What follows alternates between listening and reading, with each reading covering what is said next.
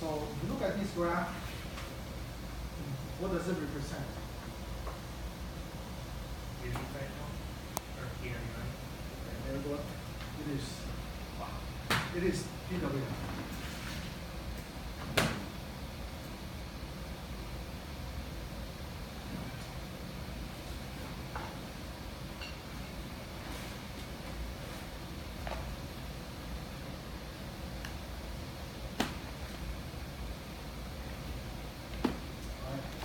So today what we would like to do is we'd like to add a new feature into the system, which is the pulse width modulation. So the concept is very simple. I copy this one. You have a fixed frequency. So right now, look at this graph here. From here to here, or from here to here, or here to here, everything is the same frequency, right? So what's changed is the duty cycle of the active high and active low.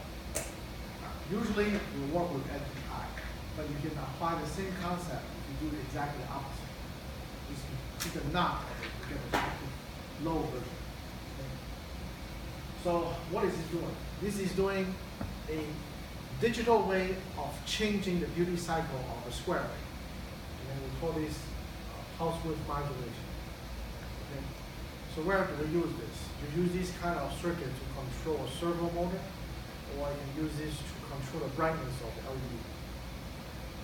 So the idea is, if you want to use this to control brightness of LED, you are going to turn on and off the LED at a certain interval.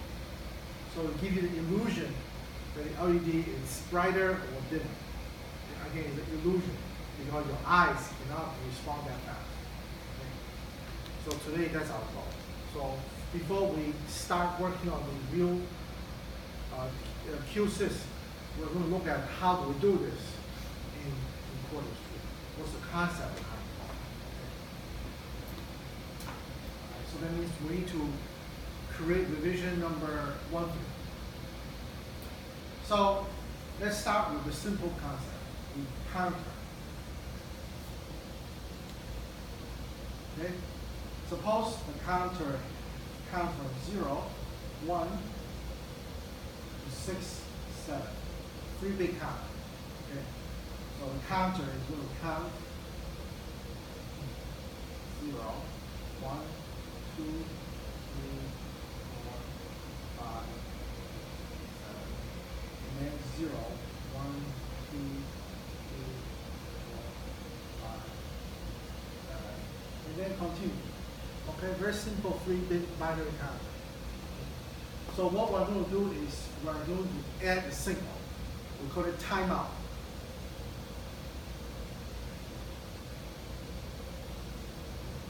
The timeout is going to go active high whenever the count is toward the end.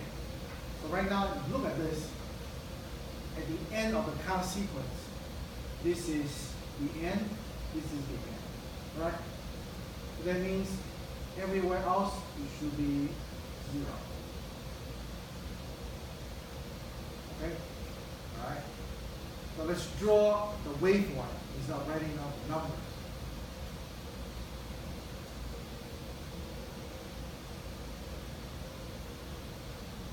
This active low.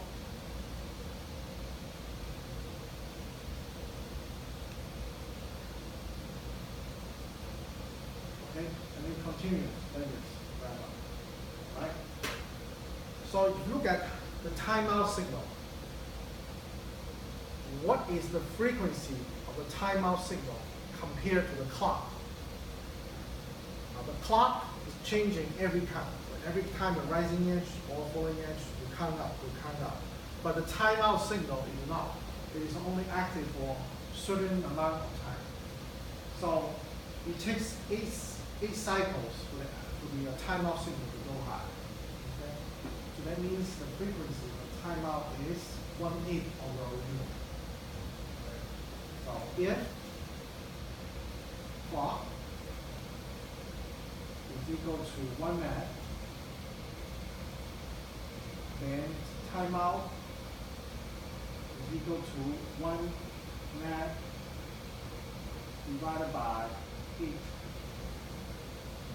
Whatever that is. So you do the math, 125 kilohertz. Okay. All right? That's very simple. So on our board, we do have 1 mag. What do we have? 50.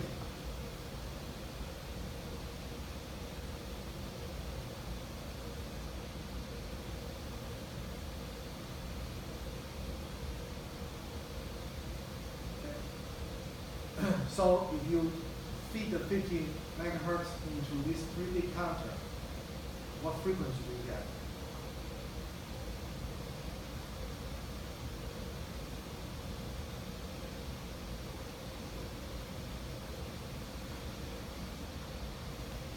Do the math, what do we have?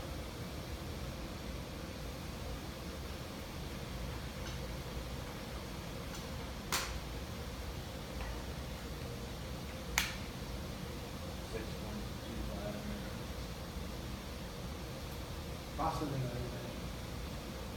Right? 6.25 meg. Okay? Alright. This is too fast for PWM. Usually PWM, like LEDs, will talk about kilohertz. Probably 1 kilohertz or a few hundred kilohertz maximum. Nobody's going to use megahertz. So now we need to bring it down even more. Okay? Alright? So 6.2 meg, 2.5 meg, too fast. We need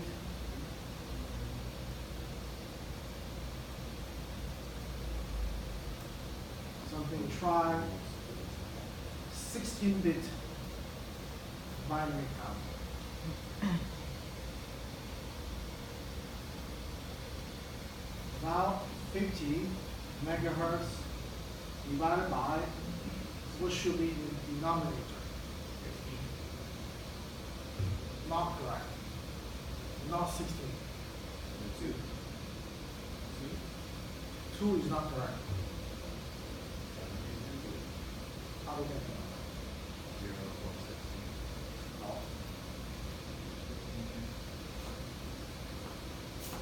What should be the denominator?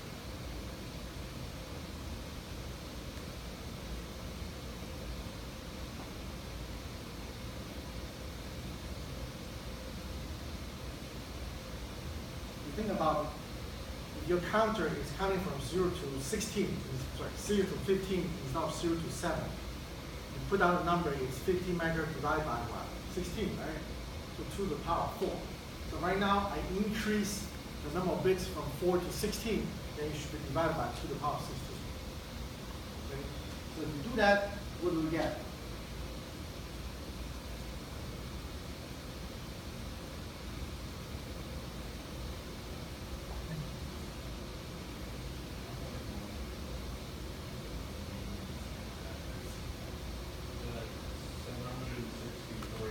Uh, 763, that's good enough.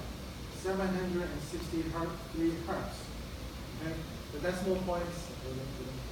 Okay? So now you can feed your clock through a 16-bit binary counter, which has a timeout signal, will give you 763 hertz, which is in the order of kilohertz or few hundred hertz. So this is pretty much usable. Okay? Okay? So the first thing is you need to create a counter that is 16-bit binary up counting, and then it will time out at the end of the cycle for one cycle only. Okay? All right. So far so good. So this will give us the frequency. Now, how do we manage the duty cycle? This is the next topic. Okay. You have another counter. Yes. To do the duty cycle, you need another counter. Similar to that. Similar to that. All right. So now let's draw the waveform. So now we have the timeout signal. 16-bit. It goes like this.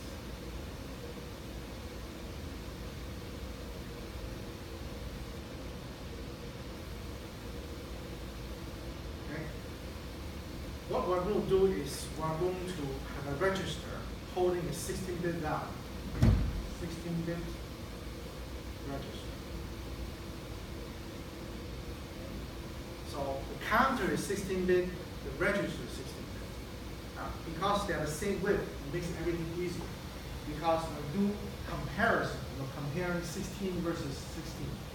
Understand?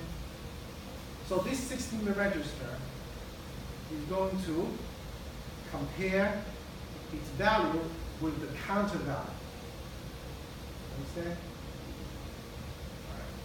So the timeout is a representation of the counter. The 16-bit register holds a value in it, and then you constantly compare these 16 bits versus the counter. But the 16-bit is not changing, but the counter is changing, right? Eventually, they will be the same, correct? Right? So if 16-bit register is less than counter, output, in this case, comparator, equal to what? Else equal to 0. Okay? Right. So what does it mean? So the comparison will give us this kind of equation. Initially, the 16-bit register, I'm sorry, it's not less than, it's more than, or greater than.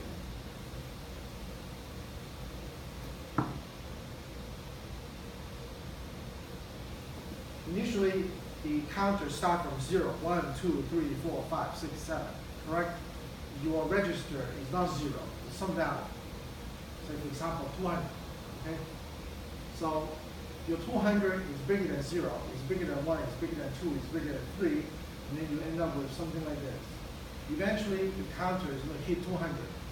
201, that means your comparator will change state because you're less than 200, okay? So the output will go down, and then you go down until the next cycle is finished, which is here. And then the whole thing repeats.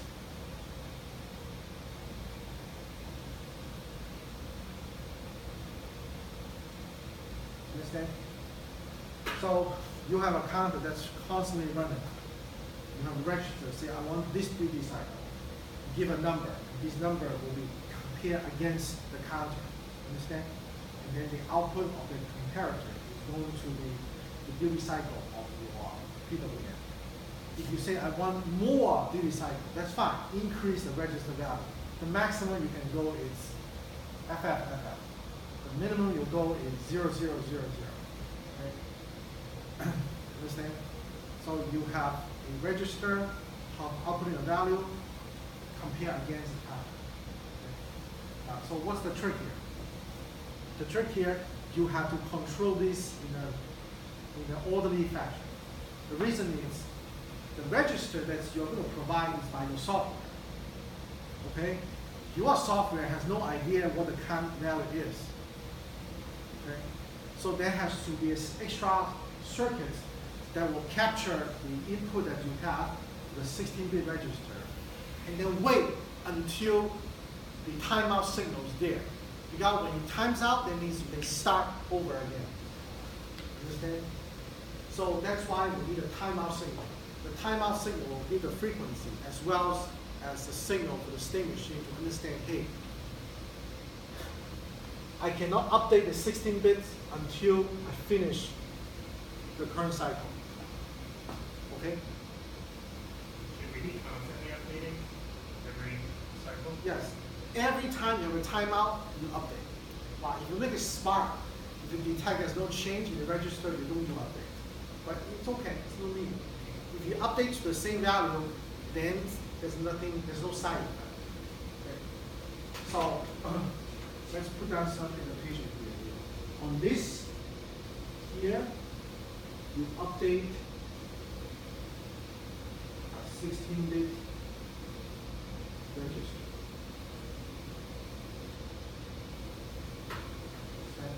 Update 16-bit register. we have to put down some exception here. The reason is you cannot have 100% duty cycle. Okay, if you 100% duty cycle, everything is flat. Okay, so the maximum value you can put down is the maximum of the counter minus 1. Okay, however, if you can make a programming error, you may put down FF instead of FE. So what you do, your state machine should be smart enough.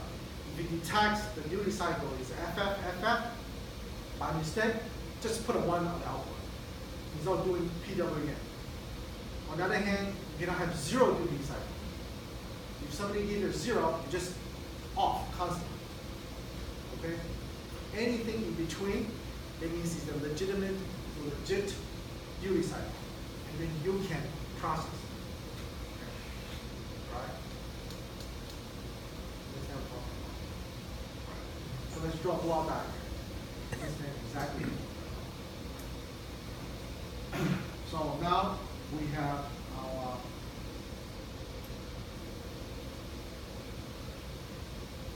this is our Q.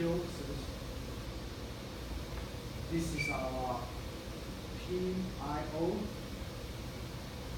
16 going out to the external circuits. And then you build another circuit as a state machine plus 16-bit binary up current. Right. So what we'll get, we get 2 sets of signal. This one is timeout.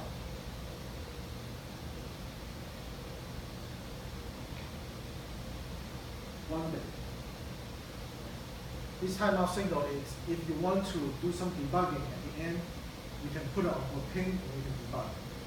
But you don't need to bring it to a new pin. This one is 10 LED. Okay.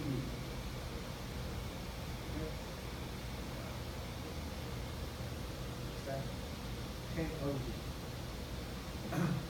When you go build that circuit. So this circuit we will do is first give input equals 0, 0, 0, 0, LED equals also. And input equals 0, F, F, F, F, LED equals to 1. So turn on all, turn off all. Okay? Anywhere in between, you can go and do the PWM. Else, PWM. Just do all of them together. Okay? Just do all of them together. All right? Now, so far, any questions? So many questions. Okay. Now this one is pretty involved. You try a state machine. Because the state machine has to know, hey, I have a value coming in. Right now, I can only update the value when the timeout is there. I need to wait for the timeout signal to show up first. Then I put it there. Okay? If there's no timeout, don't do anything. Just let whatever the cycle finish. Now, everything is connected to the same clock, 50 megahertz. So everything is fast. Right?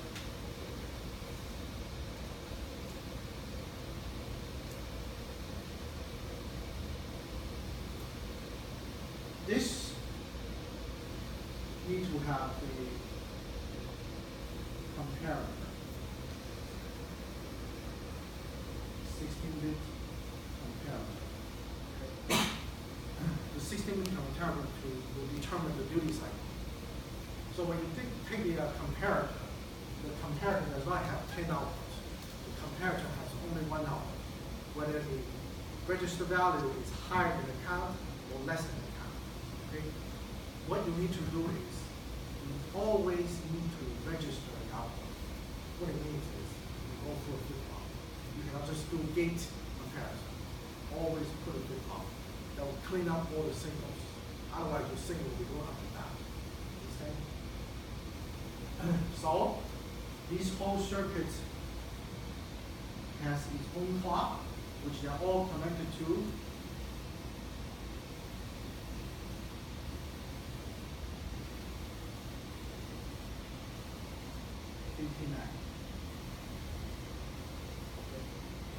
So this is clock back. Right? Any questions? This one is quite long, so I'll give you 2 weeks to finish. Alright. So how do you prove it is working? You go through every single combination of the duty cycle.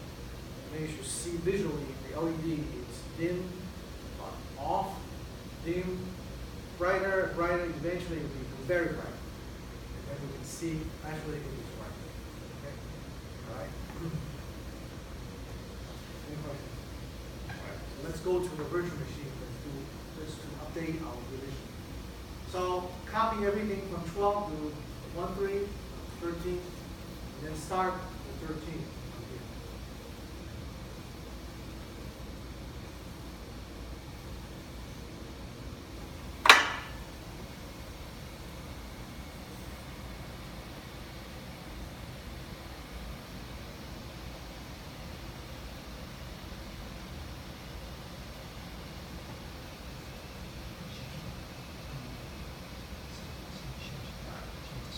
So we're done with the hex. Okay. So PIO, parallel input output. And how many bits? 16. Output only. This one we use to check it. But now checking it or not checking it doesn't really matter. Okay? Even if you check it, it doesn't change anything. So this is what we have. Let's give a name. This is LED underscore PWM. What should be the clock? What should be the clock? D0. No, it's V0 system clock. Okay. Reset connection. Slave connection. External connection.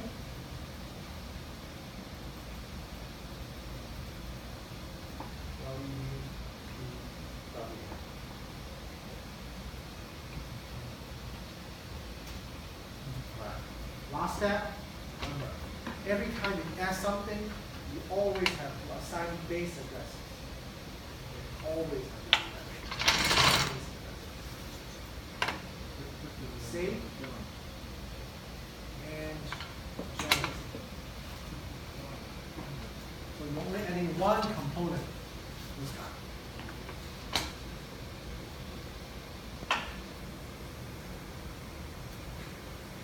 Done.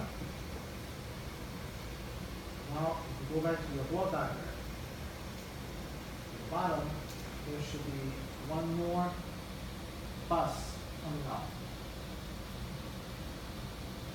This is the one. So you cannot connect this directly to your LED because you don't have 16 of them. You only have 10. You don't go through your circuit. Understand? So let's take a snapshot of this. And we can put it in our notes.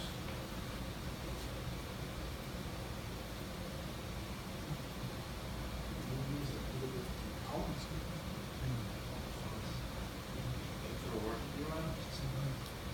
I'm Yeah, trying it's the pieces, right?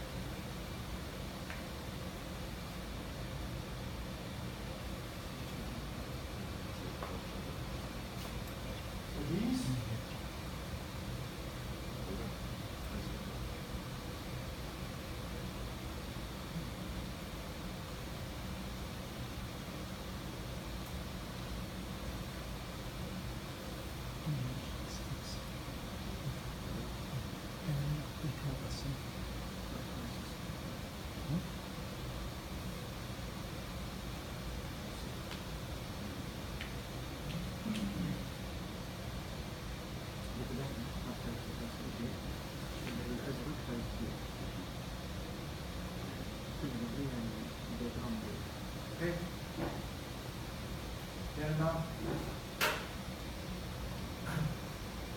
Professor, can you go back to the thesis part? Yes, I can.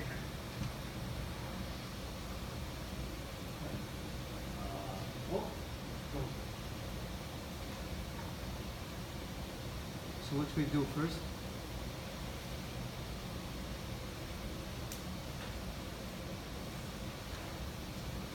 Yes.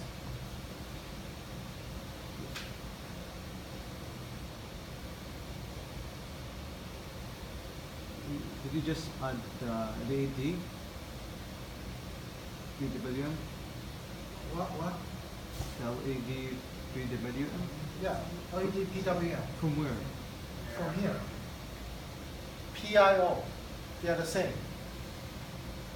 Under microcontroller peripherals. Okay. Peripherals, microcontroller peripherals, PIO. It is exactly the same thing you use to add the hexadecimal display. And the width was 16, right? 16 bit. That's right. Because that's the frequency of 16 bits PWM. Is there anything we have to change beside only 16? 16 bit check. Check to the builder or auto? Yeah, it doesn't really matter. You can check or don't check the 16 bit.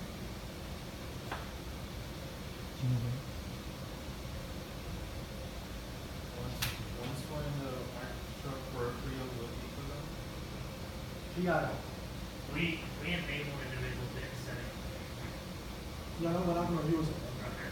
Even though you check it, you program it, you don't use it, you don't do it.